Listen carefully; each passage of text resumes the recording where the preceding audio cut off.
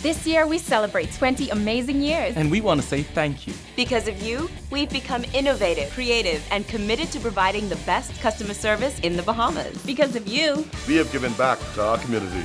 We are proud to serve our Bahamas with cable television, the nation's fastest broadband internet, and reliable phone service. And that's all because of you. Thank you for inspiring us, motivating us, and believing in us. Thank you. For 20 years!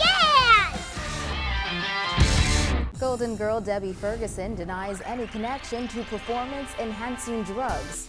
The sports minister also speaks out in the wake of the athletic doping controversy. The opposition leader says government has failed when it comes to job creation. Plus, the nurses' union and government sign off on a $4 million industrial agreement. We've got those stories and more coming up tonight. I'm Dana Smith, and NB12 starts right now.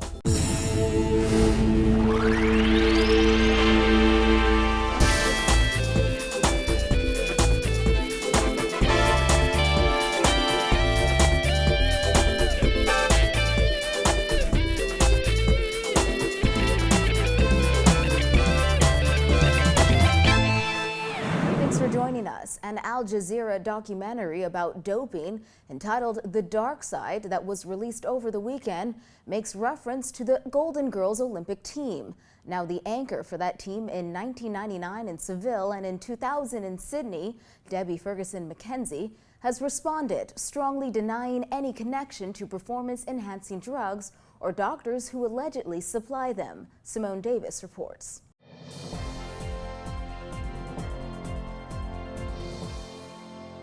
Golden Girl Debbie Ferguson McKenzie said as far as she's concerned, she has nothing to worry about when it comes to the doping allegations in that Al Jazeera report. She said she believes that those rumors cannot and will not tarnish her reputation or the reputation of the Golden Girls.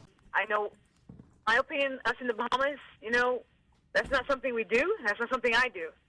So until I hear facts from fiction, then, In the 50-minute report from Al Jazeera's investigative unit, in which British hurdler Liam Collins questioned two men said to be doctors in the Bahamas, the Golden Girls was mentioned as a group of interest. One of the apparent doctors said that 3 of the Golden Girls were patients of his. It was a direct response to a question posed by Collins about the involvement of Bahamian Olympic athletes in the use of performance enhancement drugs. Ferguson McKenzie denies any use of PEDs during her career and any relationship with the apparent doctor in the report. The Golden Girl denies knowing Collins and one of the doctors, but stated that she only knew of the first doctor from being involved with Carifta, but she was never his patient. She responded to the report stating that it could be extremely damning and hurtful to Bahamian. I have no idea who he is. So I can't even comment on anything. I don't know who he is. He don't know me, I don't know him. The only person I've heard of when I watched that thing, and that's because he used to be like on the Carifta teams at one point, was Dr. Strawn. But I have no affiliation with Dr. Strawn, and I don't know who Dr. Fox is. So it's not with this Golden Girl. The Al Jazeera report quotes Pauline Davis Thompson as saying she condemns athletes who dope as morally warped and gutless. None of the other Golden Girls, Chandra Stirrup, Savathita Fines, or Eldise Clark, were available for comment up to press time. However, former Minister of Sports and former track and field coach Neville Wisdom said he completely stands by Bahamian athletes and disregards any allegations against the Golden Girls, stating that as the former coach for Pauline Davis Thompson and a host of other athletes, he strongly believes that Bahamian athletes barely even knew how to use those drugs back when the Golden Girls won the Olympics. I'll tell you something. I'm not sure if any of them even know what it is to take a banned substance or how you do it or anything like that. I think that the Bahamian athletes have gone to great lengths to ensure that whether they're tested out of season or in season, they meet the highest requirements in terms of sobriety and in terms of being clean. Wisdom also denied knowing anything about Dr. Fox, who claimed to have 3 of the Golden Girls as patients. I'm concerned when a doctor says that anymore. When he uses the word, I'm not doing something anymore. And I'm also very concerned because I do not know of any Dr. Fox who would have been around the track and field athletes during my tenure as minister or coach.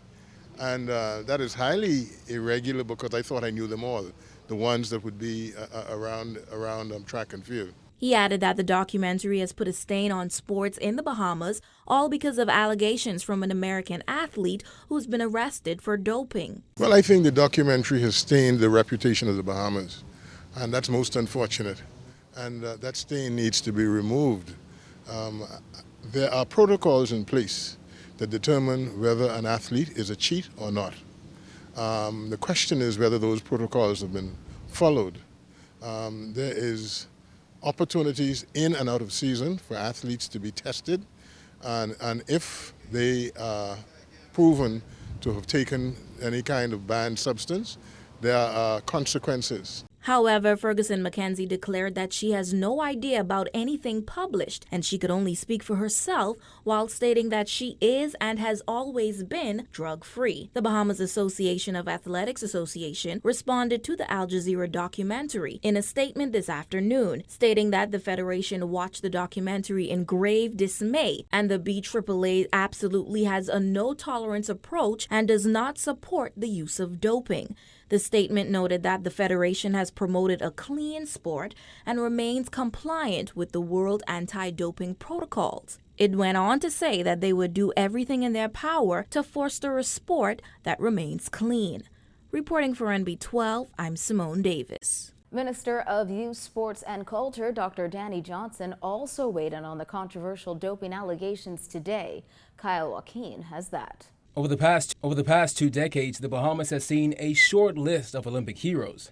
There were the Golden Girls, Lee Van Sands, Tonique Williams. Tonique Williams is the Olympic champion. Guevara gets silver, and in the 6th lane, Antioch Brusher gets... And the Golden Knights. 100 metres, the Bahamas had won the silver medal in Beijing.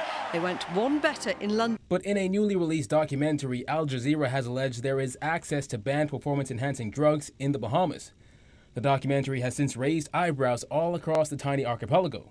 But one person not taking that documentary or its findings seriously. But in a newly released documentary, Al Jazeera has... World Anti-Doping Organization handles all of that. That is a separate organization that does their thing, and they do their rulings. And for as far as we know, the Bahamas has always been cleared by WADA with flying colors, and the organization here that handles everything for us on the ground, led by a professional group of people, is held in the highest esteem. Johnson says the Bahamas continues to have a great reputation when it comes to sports, and he called the allegations scurrilous. He said if any of the Bahamian athletes were believed to have been on any PEDs during the time of competition, they would have been caught by now. At the end of every major event, everyone's tested. We've always passed our test with flying colors. And that's the end of it. That's the test of sports. It happens there and then. If there are any queries, you'll know about it right away. Olympic greats like Marion Jones have been disgraced by doping scandals. She saw her 5 medals at the 2000 Olympics be taken away. One of them went to Bahamian Golden Girl Pauline Davis-Thompson for the women's 200 meters. Johnson says this latest investigation and allegation by Al Jazeera is another example of one of the many pitfalls that come with being the best at your craft. Well, the higher you go up the ladder, people are going to say stuff about you. You got to get ready for that. I mean, as Muhammad Ali climbed through the ranks, people, mention bizarre things. As Bolt climbed through the ranks, people come up with bizarre things. How could you be that good and be from a country this small? That's just the way it is. When I went to school, they're like, well, how could people from this part of the world get into University of London? How is that possible?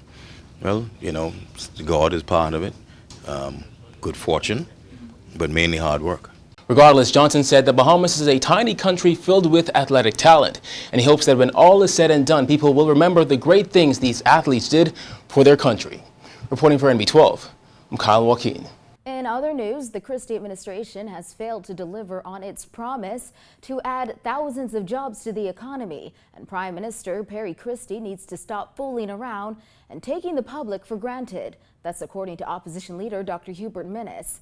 Minnis is speaking out in the wake of last week's labor force survey, which pointed to a rise in unemployment from 12% in May to 14.8% as of last month. Minnis said the PLP made lofty promises relative to immediate job creation, but that didn't happen. Christie and his administration have failed. They have failed the Bahamian people miserably. They have promised many things. We can go through an entire list in terms of crime, mortgage relief, jobs, health. They've promised many things, but they've not delivered on these things that they've promised, and people take note. Now, they promised 10,000 jobs in less than 1 year. Did they deliver? No.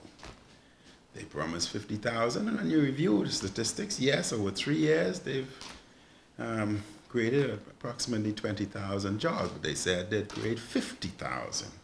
We have less than 2 years left. Can they deliver 30,000 jobs in that time? No.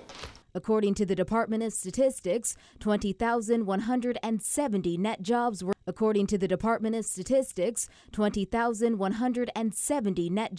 added to the economy between May 2012 and November 2015. But job creation has not kept pace with the growth of the labor force. The latest survey showed more than 31,000 people are unemployed.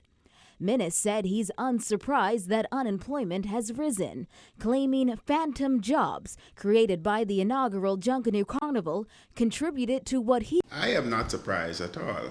I expected the unemployment rate to go up. The unemployment rate went down because of the false or the phantom jobs that were created during the carnival. 7,000 jobs, be it indirect or direct, as they had claimed. They were phantom jobs, temporary jobs, and therefore you had false statistics.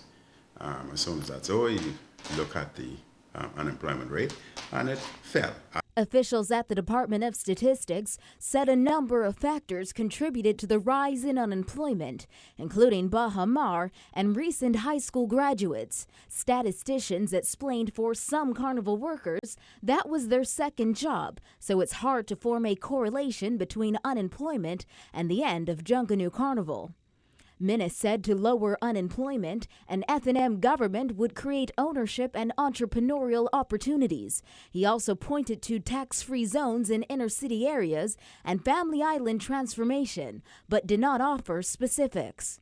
Minnis said the present reality for the Commonwealth is that the Christie administration has proven itself to be an appalling. Officials at the Department of Statistics said a number of factors contributed to the rise. I don't just think the people are fed up with the Christie administration. I think many within Christie's circle themselves are fed up if you talk to them. Sometimes you wonder whether Christie himself is fed up with his own administration. There's more news after the break, so stay with us.